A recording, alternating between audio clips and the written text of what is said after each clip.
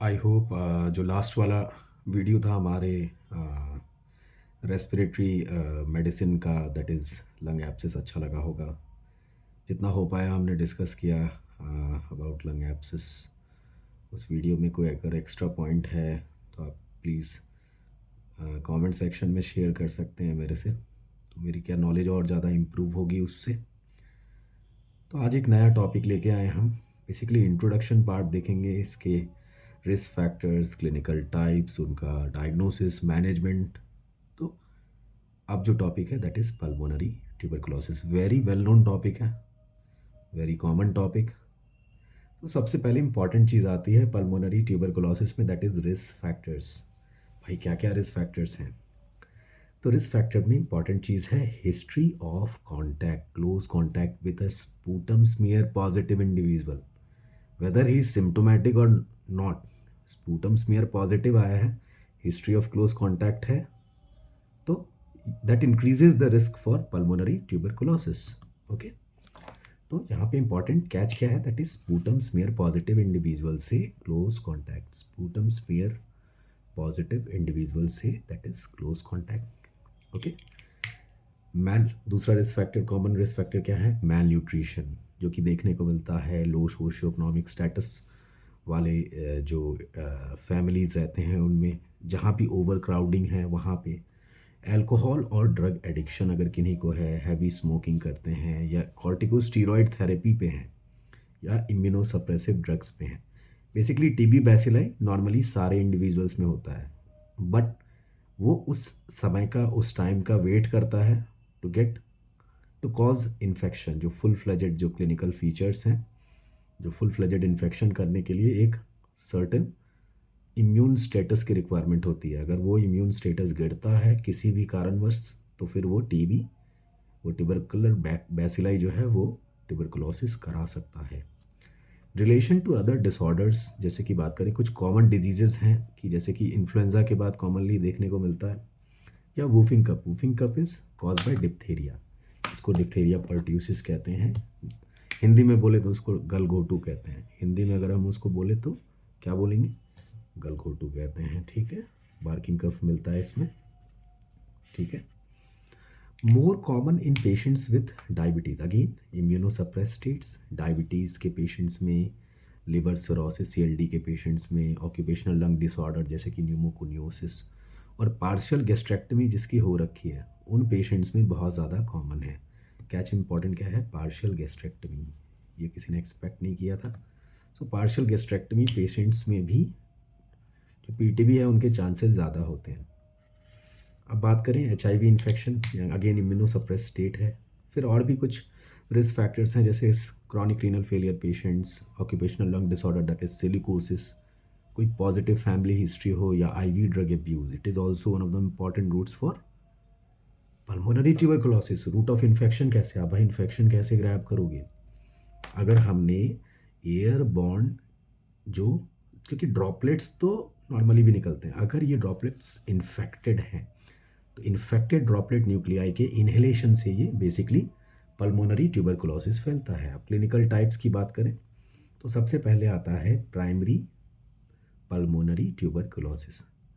उसके बारे में बात करते हैं। प्राइमरी पल्मोनरी ट्यूबरकुलोसिस कैसे होता है? डायरेक्ट इन्वेजन की वजह से। कैसे होता है? It occurs as a result of direct invasion by tubercular bacilli following inhalation of this infected droplet nuclei. Most common route यही है। It rarely occurs through any skin contact and following ingestion. Ingestion या skin contact से बहुत rarely होता है, ये important चीज़ है। ठीक है, rarely occurs, rarely through skin contact और फॉलोइंग इंजेशन, इंजेशन के बाद। अब जो यहाँ पे दूसरी चीज़ आती है प्राइमरी पल्मोनरी ट्यूबरकुलोसिस में, that is primary complex. That is what? Primary complex. Primary complex क्या होता है? हमने जो droplet nuclei, infected droplet nuclei को इनहेल किया, मतलब ट्यूबरकुलर बैसिलाई को इनहेल किया, वो जाके एल्वेलाई में डिपॉजिट हो जाएंगी। उसकी वजह से क्या होगा? सब प्लूरल इन्फ्लामेटरी लीजन होगा। Sub pleural means beneath the pleura inflammatory lesion will occur, जहाँ पे regional lymph node will get involve और इन्फेक्टेड। अगर रीजनल लिम्फ नोड इन्वॉल्व या इन्फेक्टेड हो जाते हैं तो वो क्या बनाएंगे, घॉन्स प्राइमरी कॉम्प्लेक्स। उसी को क्या कहते हैं, घॉन्स प्राइमरी कॉम्प्लेक्स, घॉन्स प्राइमरी कॉम्प्लेक्स। तो इनकी जो भी रेडियोग्राफिकल इमेजेस हैं आप इंटरनेट पे सर्च कर सकते हैं, आपको मिल जाएंगे।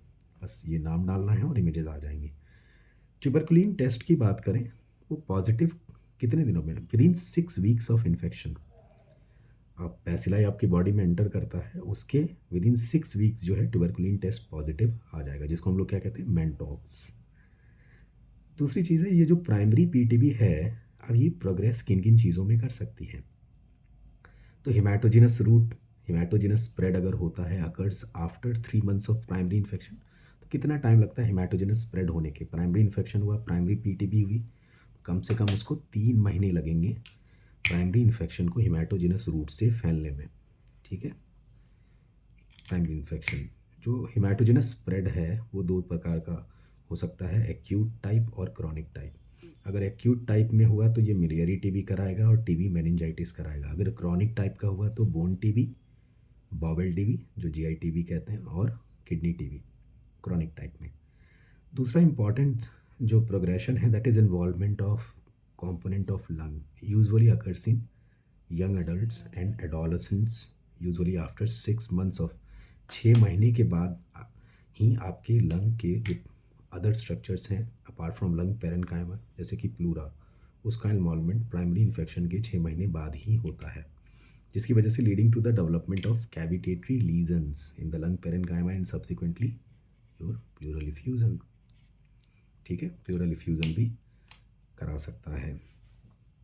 उसके बाद हम बात करते हैं, दैट इज़ थर्ड, जो थर्ड रूट है स्प्रेड का, उसके बारे में जानते हैं कि it may also progress into the regional lymph node and regional lymph node will get involve, will cause external compression of trachea. जैसे कि कौन से लिम्फ नोड्स होते हैं, we have hilar lymph nodes, mediastinal lymph nodes. अगर वो बढ़ गए तो वो ट्रेकिया को ही कंप्रेस करेंगे या मेन ब्रोंकस को। और कुछ फॉलोइंग क्लिनिकल फीचर्स आपको मिलेंगे। कंप्रेशन के फीचर्स हैं एक्सटर्नल कंप्रेशन के, जैसे कि severe paroxysmal cough, difficulty that is shortness of breath, या स्ट्राइडर या वीस। तो स्ट्राइडर वीस तो आपको बेसिकली वैसे नॉर्मल और नॉर्मली भी ऑडिबल होता है, ठीक है, और ऑस्कल्टेट करके भी सुन सकते हैं। Difficulty in breathing, severe paroxysmal cough and stridor और वीस, एक्सटर्नल कंप्रेशन। चौथा है that is it may progress, it may get, your bronchus can get involve. तो ब्रोंकस इन्वॉल्व होगा तो पार्शियल ब्रोंकियल ऑब्स्ट्रक्शन होगा, तो इससे क्या it will lead to obstructive emphysema, मतलब एयर ट्रैपिंग होगी बेसिकली अगर ब्रोंकियल ऑब्स्ट्रक्शन होता है तो ऑब्स्ट्रक्टिव एम्फाइसेमा, ऑब्स्ट्रक्टिव एम्फाइसेमा। ठीक है, अगर कंप्लीट, पार्शियल बोला तो बोला हमने तो ऑब्स्ट्रक्टिव एम्फाइसेमा हुआ। अगर पूरी तरह से ब्रोंकस अगर ऑब्स्ट्रक्ट हो गया तो परमानेंट लंग कोलैप्स हो जाएगा, ब्रोंकोस्टेनोसिस हो जाएगी, ब्रोंकिएक्टेसिस हो जाएगा। तो दोनों अलग हैं, पार्शियल ब्रोंकियल ऑब्स्ट्रक्शन से अलग चीज़ें होती हैं, कंप्लीट ब्रोंकियल ऑब्स्ट्रक्शन से अलग चीज़ें होती हैं। कंप्लीट हुआ तो परमानेंट लंग कोलैप्स, और क्या होगा भाई, ब्रोंकोस्टेनोसिस, और क्या होगा, ब्रोंकिएक्टेसिस। मिडिल और अपर लोब सबसे कॉमनली इन्वॉल्व होते हैं, मिडिल और अपर लोब सबसे ज़्यादा कॉमनली इन्वॉल्व होते हैं। अब एक इम्पॉर्टेंट टेबल आती है यहाँ पे, दैट इज़ री इन्फेक्शन और प्राइमरी कॉम्प्लेक्स में क्या डिफरेंस है। अगर री इन्फेक्शन होता है तो उसमें हाइलर लिम्फेडिनोपैथी नहीं मिलेगी। लोकेशन इसका क्या होता है, सब एपिकल एपेक्स को इन्वॉल्व नहीं करेगा री इन्फेक्शन। ठीक है, कैविटेशन प्रोग्रेस करेगा री इन्फेक्शन में, और री इन्फेक्शन में डिजीज़ सीमित रहता है सिर्फ फेफड़ों तक, और लीजन फाइब्रोसिस से हील करेगा री इन्फेक्शन में। अगर प्राइमरी कॉम्प्लेक्स है जो कि प्राइमरी पीटीबी में मिलता है, हाइलर लिम्फेडिनोपैथी मिलेगी।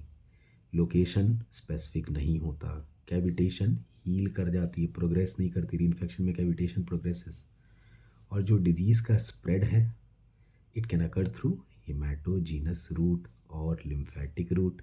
हमने यहाँ बात करा था री इन्फेक्शन में कि डिजीज़, अगर री इन्फेक्शन होता है तो डिजीज़ हमेशा फेफड़ों तक ही सीमित रहेगी, लेकिन प्राइमरी कॉम्प्लेक्स में हिमेटोजिनस या लिम्फेटिक रूट के थ्रू ये स्प्रेड हो सकता है। और यहाँ पे जो लीज़न है प्राइमरी कॉम्प्लेक्स में कैल्सिफिकेशन से हील करती है, और यहाँ पे क्या होता है, फाइब्रोसिस। अब बात करते हैं very important, that is management. भाई प्राइमरी पीटीबी का पेशेंट है, मैं कैसे मैनेज करूँगा? तो मैं मैनेज करूँगा, उसको क्या दूंगा भाई, रिफैम्पसिन दूंगा। कितना? 12 mg पर kg पर डे। मैक्सिमम कितना दे सकते हैं? 600 mg। ठीक है। उसके साथ क्या दूंगा? उसके साथ दूंगा tablet isoniazid, that is 5 mg पर kg पर डे। ठीक है। 12 mg पर kg पर डे रिफैम्पसिन, और आइसोनियाजाइड 5 mg पर kg पर डे, और इनको बीडी डोजेज में देना है। और उसके साथ स्ट्रेप्टोमाइसिन भी ऐड करते हैं 50 mg पर kg पर डे, अगर सीवियर इलनेस है तो। अगर सीवियर इलनेस है तो हम स्ट्रेप्टोमाइसिन भी ऐड करेंगे 50 mg पर kg पर डे, अगर सीवियर इलनेस है तो, अपार्ट फ्रॉम रिफैम्पसिन और आइसोनियाजाइड। ठीक है, क्लियर। इसके बाद जो इम्पोर्टेंट चीज़ आती है दैट इज़ ये पोस्ट प्राइमरी। हमने प्राइमरी टीबी पढ़ लिया, अब भाई पोस्ट प्राइमरी टीबी क्या होता है? What is post primary TB? तो कोई डॉर्मेंट, अगर मान के चलो primary infect, primary tuberculosis, primary PTB है, वो डॉर्मेंट है, और अगर किसी भी कारणवश जो होस्ट है वो इम्यूनो कॉम्प्रोमाइज़ हो जाता है, तो इस इन्फेक्शन का क्या होगा? दैट इज़ रीएक्टिवेशन होगा। और post primary TB can by hematogenous spread to lungs. Okay, can spread. ये लंग्स में कैसे स्प्रेड होता है? हेमाटोजेनस रूट के थ्रू। तो रीएक्टिवेशन है बेसिकली पोस्ट प्राइमरी टीबी। अब आता है अपने पास that is acute pulmonary TB और क्रॉनिक पल्मोनरी टीबी। ठीक है, सबसे पहले बात करते हैं हम एक्यूट पल्मोनरी टीबी के बारे में। उसमें सबसे पहला जो आता है that is pneumonic TB. Pneumonic TB किसको इन्वॉल्व करेगा? अपर लोब को। किसको इन्वॉल्व करेगा भाई? अपर लोब को इन्वॉल्व करेगा, upper lobe of lung, upper lobe of lung. TB bacilli एक स्ट्रिक्ट एरोब है, ये जानना ज़रूरी है कि नेचर क्या है टीबी बैसिलाई का, दैट इज स्ट्रिक्ट एरोब है। और अपर लोब में वेंटिलेशन परफ्यूज़न रेशियो जो है वो सबसे ज़्यादा होता है, तो इसीलिए इसकी टेंडेंसी क्या होती है? अपर लोब को इन्वॉल्व करने की। ठीक है। सिम्टम्स क्या क्या आएंगे भाई निमोनिक टीबी में? तो निमोनिक टीबी में आएगा सिम्टम्स जैसे कि fever, tachypnoea, increase respiratory rate, increase sweating, cavitary lesions on chest x-ray, leukopenia मतलब WBC काउंट जो है that will be reduced on CBC, poor response to antibiotics, antibiotics के ऊपर कोई रिस्पॉन्स ही नहीं होगा इसका, निमोनिक टीबी का। ये फीचर्स हो गए। अब आता है ब्रोंकोनिमोनिक, नाम से ही पता चल रहा है ब्रोंकोनिमोनिक टीबी। ब्रोंकस, निमोनिक मतलब पल्मोनरी, प्लूराबिन, ये lung parenchyma plus bronchus. Abrupt onset होता है, ये ब्रोंकोनिमोनिक टीबी देखने को मिलता है इन्फ्लुएंजा के बाद, मीजल्स के बाद, या वुफिंग कप के बाद, तीन चीज़ों के बाद देखने को मिलता है। It can also occur as a result of aspiration of haemoptysis और ट्यूबरकुलर कंटेंट। एक हेमोप्टाइसिस हो रहा है किसी पेशेंट को मैसिव, तो अगर उसको वो एस्पिरेट कर लेता है तो ब्रोंकोनिमोनिक टीबी होने के चांसेस हैं, या tuberculous content, and it is very fatal. Bronchopneumonic TB is very fatal. ठीक है, ये इसकी खास बात है। अब मिलियरी टीबी आता है, मिलियरी टीबी के बारे में जानते हैं। इसके अब वेरियस टाइप्स होते हैं। तो मिलियरी टीबी में सबसे पहले हम बात करेंगे, इसके 3 प्रकार होते हैं मिलियरी टीबी के। मिलियरी टीबी के 3 टाइप्स होते हैं, आगे देखेंगे। उनमें से जो सबसे पहला पार्ट है that is acute miliary TB, उसके बारे में हम जानते हैं। एक्यूट मिलियरी टीबी के बारे में जानते हैं, एक्यूट मिलियरी टीबी के बारे में जानते हैं। एक्यूट मिलियरी टीबी के clinical feature. Acute miliary TB का जो ऑनसेट है वो ग्रेजुअल होगा, और there will be history of weight loss and fever. Okay, gradual onset. Diurnal variation होगा, सुबह दिन और रात का अंतर होगा फीवर में, कम ज़्यादा। हिपैटोस्प्लिनोमेगैली मिलेगी एक्यूट मिलियरी टीबी के 20% केसेस में। और क्या मिलेगा भाई? डिस्पनिया होगा, शॉर्टनेस ऑफ ब्रेथ, साइनोसिस दिखेगा आपको, सूखी खांसी आएगी, और स्कैटर्ड वीज मिलेगा, और क्रेप्स मिलेगा ऑस्कल्टेशन में। ठीक है। हेडेक इज़ ऑल्सो कॉमन, बहुत सीवियर हेडेक के साथ पेशेंट आ सकता है। टैकी कार्डिया हो सकता है, increase pulse rate, skin lesions जैसे कि मैक्यूल, पेप्यूल या परप्यूरा मिल सकता है। सिंगल और मल्टीपल येलो वाइट स्पॉट्स मिल सकते हैं फंडोस्कोपी में, जिनको हम क्या कहते हैं? Choroid tubercles.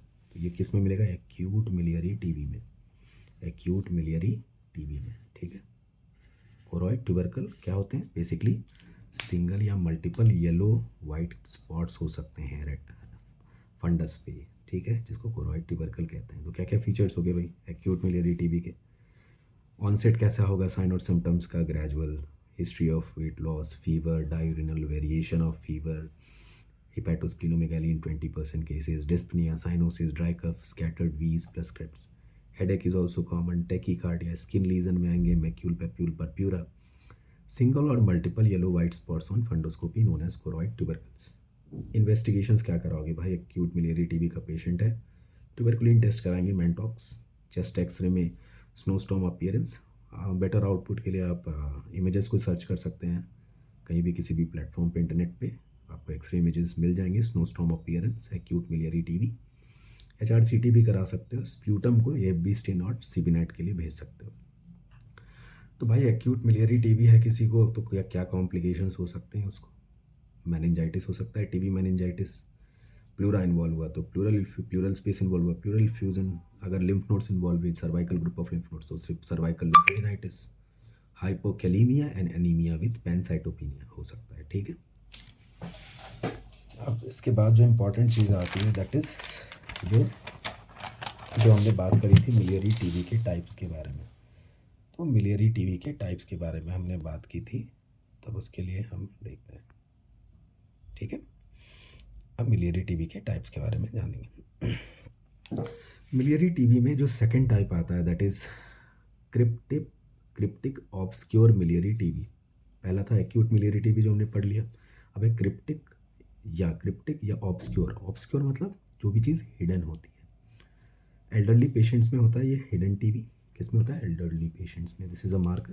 क्लिनिकल फीचर्स क्या होंगे भाई? लो ग्रेड फीवर होगा, हेपेटोस्प्लीनोमेगाली सिमिलर फीवर, लो ग्रेड होगा, लेकिन चेस्ट एक्सरे बिल्कुल नॉर्मल होगी। कंपेयर कर सकते हैं आप, ट्यूबरकुलिन टेस्ट इज़ नेगेटिव। तो क्या क्या हाईलाइटिंग पॉइंट्स हैं इसमें? सबसे पहली चीज़ है वी हैव, ये कहाँ मिलेगा? एल्डरली पेशेंट्स में। चेस्ट एक्सरे क्या होगी? बिल्कुल नॉर्मल। और ट्यूबरकुलिन टेस्ट क्या होगा? बिल्कुल नेगेटिव, ठीक है। फिर आता है acute disseminated hematogenous TB. Third type of miliary TB, acute disseminated hematogenous TB. इसके क्या क्लिनिकल फीचर्स होंगे? Pyrexia of unknown origin, PU, scanty sputum, sputum उतना ज़्यादा नहीं आएगा, ARDS के फीचर्स मिलेंगे, टैकीपनिया मिलेगा, और multi system organ dysfunction syndrome जो होता है मॉड्स, वो भी देखने को मिलेगा। तो PUO पूरी तरह से पूरे शरीर में टीबी फैल चुका। PUO स्कैंटी स्प्यूटम, PUO मतलब आपने दुनिया भर के इन्वेस्टिगेशंस करा लिए लेकिन फिर भी उसका कारण नहीं पता चल रहा फीवर का। स्कैंटी स्प्यूटम, ARDS, टैकीपनिया, मॉड्स। चेस्ट एक्सरे में क्या मिलेगा? मिलियरी शैडोज मिलेंगे। अगेन इमेजेस के लिए इंटरनेट पे जाके देखें। ब्रोंकोस्कोपी करते हैं एक्यूट डिसेमिनेटेड हेमाटोजेनस टीबी में ताकि हम बाल फ्लूइड को निकाल पाए। किसके लिए? AFB कल्चर और सेंसिटिविटी के लिए। और बायोप्सी सैंपल्स लेते हैं हिस्टोपैथ एग्जामिनेशन के लिए, ठीक है। यहाँ तक क्लियर है। अब अपने पास जो आता है क्रॉनिक पल्मोनरी टीबी। अब क्या हम बात करेंगे भाई? क्रॉनिक पल्मोनरी टीबी क्या होता है, ठीक है। क्रॉनिक पल्मोनरी टीबी ये हाईलाइट कर देते हैं, इंपॉर्टेंट पॉइंट है। क्रॉनिक पल्मोनरी टीबी के एक लमसम पूरा ही इंपॉर्टेंट पॉइंट्स हमें डिस्कस करना है। सिम्टम्स नहीं होंगे इसमें। क्रॉनिक पल्मोनरी टीबी में कोई सिम्टम नहीं होगा। दिस इज द मार्कर भाई, सिम्टम नहीं होंगे इसमें।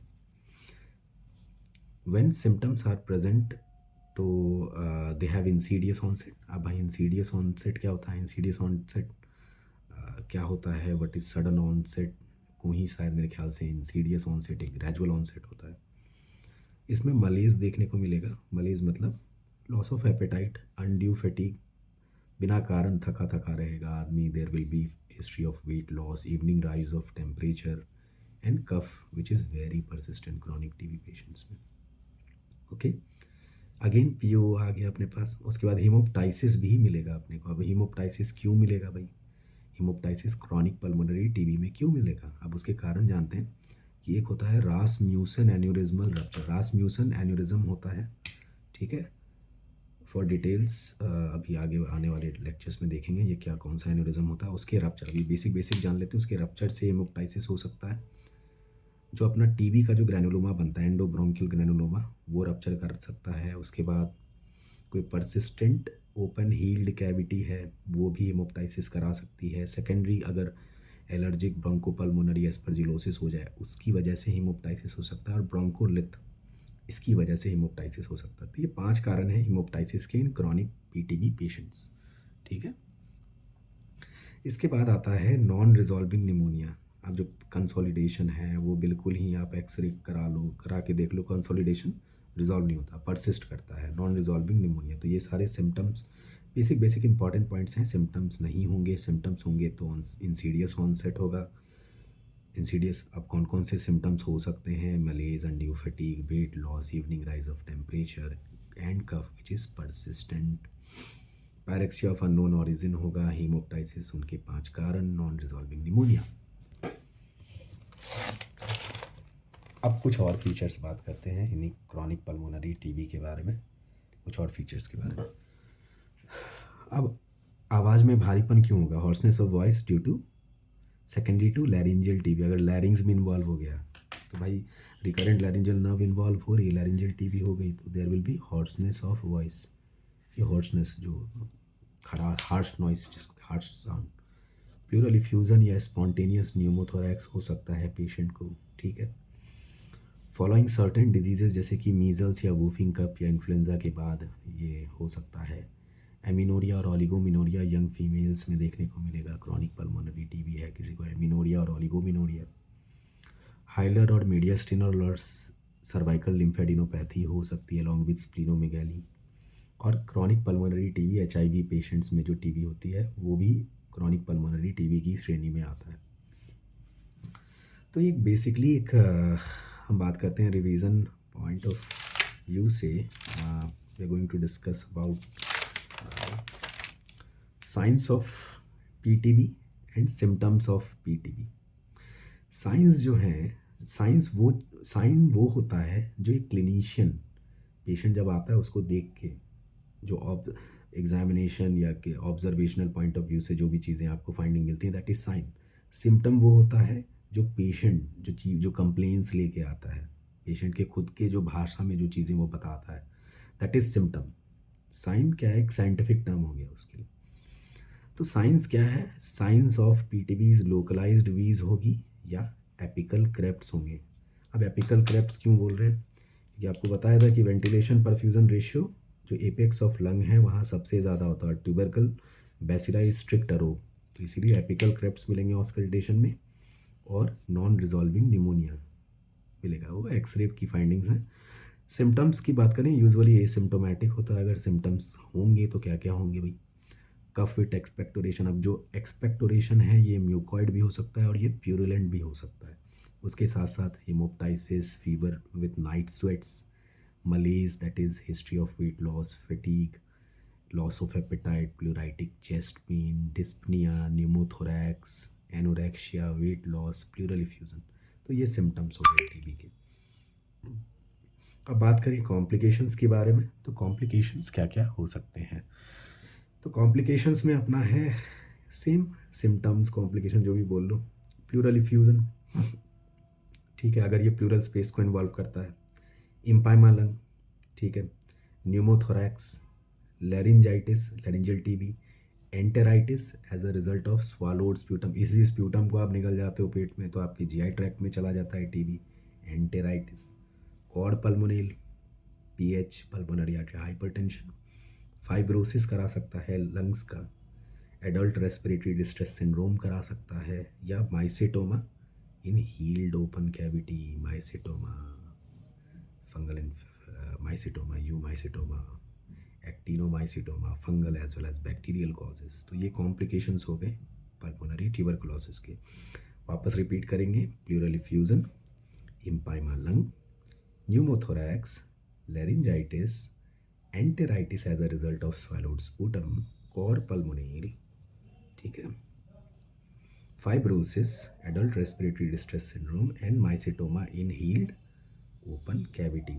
तो यहाँ तक ही बात करेंगे आज। सेकेंड जो क्रॉनिक पल्मोनरी टीबी है वो हमने पढ़ लिया। अब डायग्नोसिस पढ़ेंगे आगे नेक्स्ट लेक्चर में। डायग्नोसिस है अपने पास। और मैनेजमेंट है, बेसिक मैनेजमेंट है ट्यूबरकुलोसिस का ओवरऑल। ठीक है, तो आज के लिए इतना ही। आई होप वीडियो अच्छी लगी होगी। लाइक करें, शेयर करें, कमेंट करें, सब्सक्राइब करें। कुछ गलती हुई तो कमेंट्स में बताएं, मेरी भी नॉलेज इंप्रूव होगी, आपकी भी होगी। ठीक है, और आपको कैसा लगा वीडियो प्लीज़ बताएं। Thank you, good night.